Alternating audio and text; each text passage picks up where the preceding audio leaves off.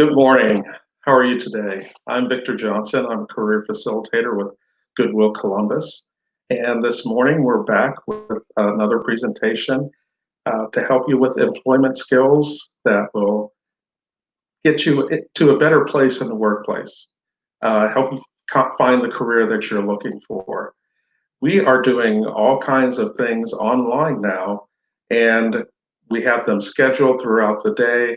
So visit our Goodwill Facebook page, Goodwill Workforce Development Department Facebook page, and you can find out about all the things that we're doing to help you with employment, to help you with your career.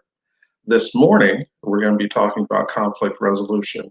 And with me this morning is Valerie Hawes. She's behind the curtain, and she'll be helping me moderate the chat room. So we are going to get started on this. I'm going to work the technology here, and just a moment, we'll be ready to go. Okay, conflict resolution. Okay, now why is this important? Conflict is bound to happen. Whether it's, you know, whether it's talking about a movie, whether it's, what's going to be for dinner, there's all kinds of conflict in your life. It's going to happen. The thing is, what is your approach to conflict? That's what makes the difference in the resolution to the conflict. So we have this definition for conflict on the screen. To come into collision or disagreement, be contradictory or at variance, or in opposition, clash, to fight or contend, do battle. And then as a noun, it's a fight, a battle, a struggle, especially a prolonged struggle, strife, controversy, quarrel, conflicts between parties, discord of action, feeling or effect, antagonism or opposition as of interest or principles, a conflict of ideas.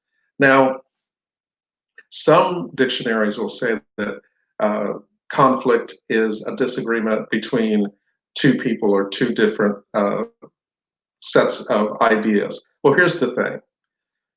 That's true, but conflict can also be in your own mind, okay? And conflict is not always a bad thing. I mean, these words that we're using to describe conflict, collision, disagreement, variance, opposition, they happen every day. And the thing is, we don't think of them as conflict. When you're trying to decide if you're going to have pizza or a hamburger, that's conflict. That's in your own mind, but it's conflict. You know, when you're, let's say your friend, your spouse, your significant other says, hey, it's time to cut the grass, and you say, hey, it's raining outside, I really don't want to cut the grass. You're in conflict. It does not have to be bad. And in some cases, most cases, when you approach conflict the right way, you come up with solutions that outlast the problem. And just as the period of time that we're living in right now, we've got a lot of conflict, but also with those conflicts are coming solutions. We're getting solutions, and we're solving problems every day, and we're making life better because of the conflict. We are taking more stock in our relationships because of the conflict. Conflict is not always a bad thing. So one of the things is how you approach it. So when you're thinking about conflict or when you're in conflict, just remember, conflict is an opportunity to come up with a solution that outlasts the problem or outlasts the challenge. So with that in mind, let's keep going. Usually, especially at the workplace, there's two major causes of conflict. There's poor communication, which can include a lack of complete information, no information, or misinformation. You know, just think about if your supervisor tells you, okay, I need these widgets done in an hour, and you've never done these widgets before. And you said, well, how do I do this? Well, just put them together. You don't have enough information. Now you've got a conflict because you want to do this, but you don't know how. That's something that can happen at the workplace. No information. Come over to my house for a barbecue. Well, how are you going to get here? What street do I live on? That no information or misinformation. I give you my address, but I give you the address to the baseball stadium downtown. Conflict. So lack of complete information, no information, or misinformation can cause conflict. And then one of the great things that causes conflict or exacerbates conflict is emotion. When you let emotions drive your decisions, most times you're going to make the wrong decision. And because emotions can block your thinking, they can block clear thinking. Have you ever been upset and it's like you just couldn't think, and you said something that you didn't really mean to say, or you did something you really didn't mean to do? It's because emotions were driving the decision. So when you're in conflict, getting the emotion out of the equation can help you to a better resolution. Now, at work, what are the different kinds of conflict? There's external, the customer, or basically someone outside of your office, your building, your warehouse, you know, your place of business. And then there's the internal customer, your coworker, your superiors, and yourself. And yes, they are customers, because when you are giving someone a service, rendering someone a service, doing something for someone, that is also the definition of customer service. So you're already serving somebody. External. Think about a time when you had conflict at work with someone outside of the building or outside of your workplace. It was someone who was coming in. Maybe they were upset about something. Maybe they had questions about something. How did you resolve that? Basically, whether it's internal or external, remember, you don't want your emotions to drive you, and you want to get the correct information. Because remember, those are the two types of two causes of conflict, major causes of conflict. Poor communication and emotion. So think about the ways you solved conflict before, and maybe you already, are doing that. You already are being calm when you're in a conflict. You're already, taking a deep breath when someone's upset, because you don't want to match their level of anxiety. What you want to do is stay calm, because as human beings, we tend to mimic one another. And if you stay calm,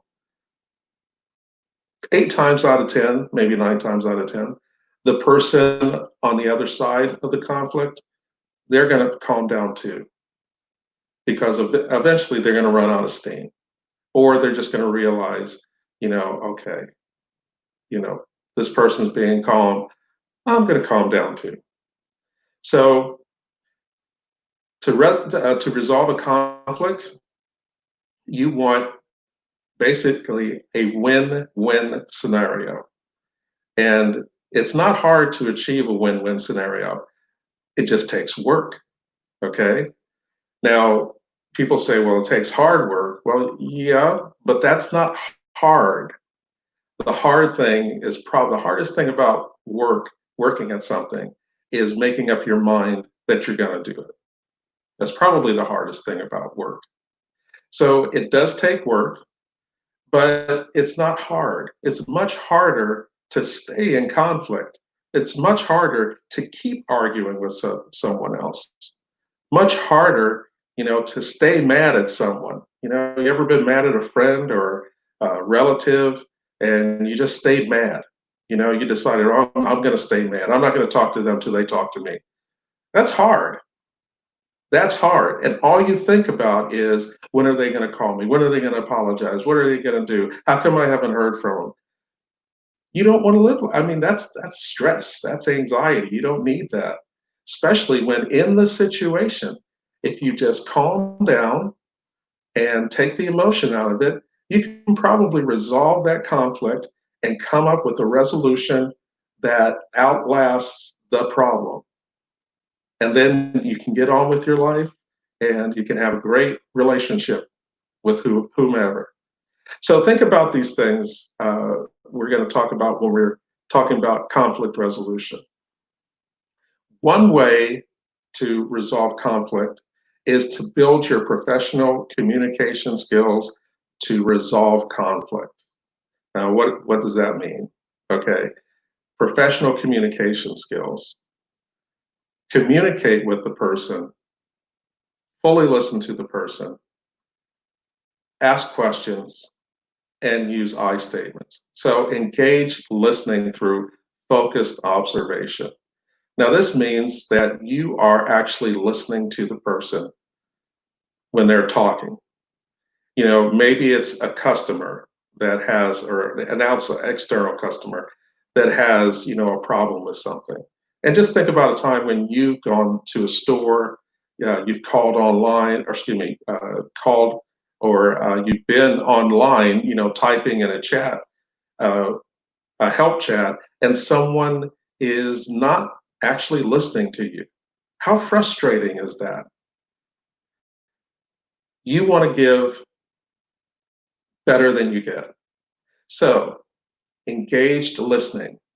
This means you are setting aside. There's a therapist named M. Scott Peck, and he said, uh, when you're actively listening, real listening is a setting aside of oneself, which means you're setting aside for the moment your opinion, your biases, um, your hostility or emotions. You're setting all that aside because your focus is the other person. What are they really trying to say? How can I really understand why you're upset unless I truly listen to you without judgment, without just waiting for my turn to talk? That's focused. Okay, that is focused. And then you ask open ended questions. You know, when you ask someone a question, you want them to give the answer. You don't want to set up the answer for them. If someone is upset by a situation, you don't say, "Hey, did that make you mad?" Well, of course, what are they going to say? That's a yes or no question. Yes, it made me mad. A better question is to ask them, "How do you feel? What do you think you would do in this situation? How do you want to approach the answer to this situation?" See, those are open ended questions where the other person has to think about the answer. And that's what you want to give people. And then there's I statements, which are basically affirmations. So, excuse me. Once again, we've got engaged listening, focused observation, that feedback, and giving and receiving. When you're asking those open ended questions, you can give people feedback, and that keeps the lines of communication open. Uh, Feedback is also essential in your career if you want to advance in your career, because what you want to do is make sure that you're doing everything correctly. How can you do that unless you ask a question and you ask for feedback? You know, once a year, maybe twice a year, you have maybe some kind of review or evaluation from your supervisor, but don't wait for that time. You know, when you want to know, maybe once a month, maybe every other month, you want to ask, how do you think I'm doing? What kinds of things do you think I could do to get better at this job? If I wanted to be a supervisor one day, what do you think I should start doing now? And that's asking for feedback. And the thing is, when you ask for feedback, you have to be ready to make some decisions about yourself because you may not like the feedback. It may be something that you need to change, but you've got to be open to that change in order to advance in your career and open in order to make better situations with your friends, your spouse, your loved ones, asking them questions to give you feedback, you know, and then by the same token, people are going to ask you for feedback. And once again, try and take the emotion out of it, you know? Don't be judgmental. If someone's asking you for feedback, stick to the facts. Just give them the facts of what they need to do. Don't make any value judgments on them because that's really not necessary. You can be factual about what the person needs to do to improve without demeaning the person because demeaning the person puts the emotion into it. So think about how you get feedback, how you want to receive that feedback, and then you'll know better how to resolve some situations. Now, we talked about an I statement too. So here's what an I statement is. It's a way to keep respect in the situation as you approach it. Uh, it helps you understand your own feelings, and it helps the other person understand your feelings.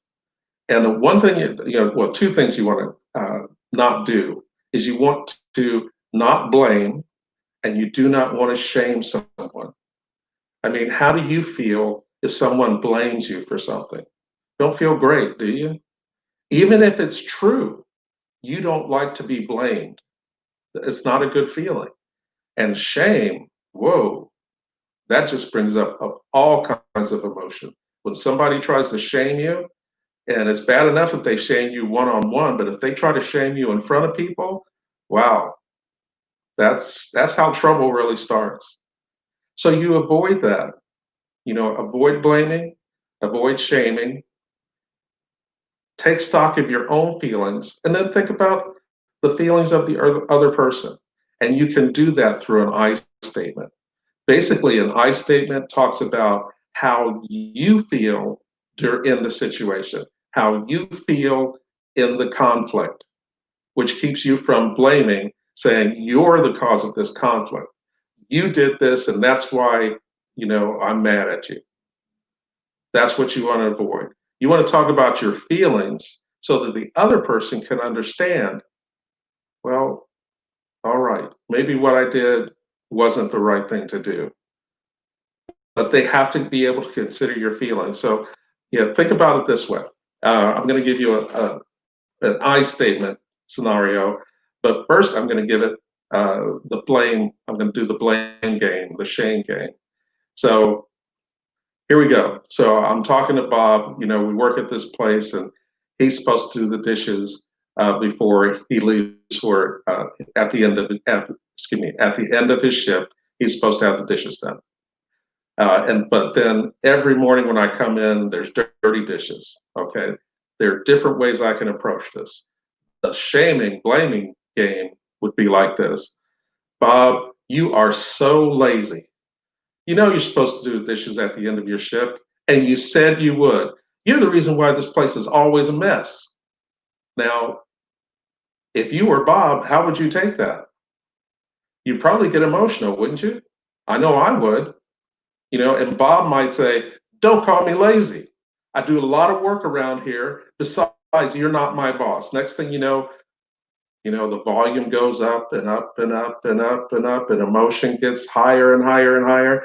And the next thing you know, you never talk to Bob again, and you know, you have to call in the manager to get this situation rectified. All that is not, it's not worth it. It's not worth the anxiety. There's an old saying, about anxiety, letting anxiety go, because you know it's not going to be my heart attack. I'm not going to hold on to the anxiety and make my body stressed. So keep the emotion out of the situation. and use the I statement. And this is what an I statement would sound like in the same situation, okay? I get frustrated when I get to work and the dishes aren't done. It puts me behind in my work because I have to take time out and then do them. Now, have I said anything bad about Bob? No. I'm just talking about how I feel. And I'm talking to Bob about this, you know?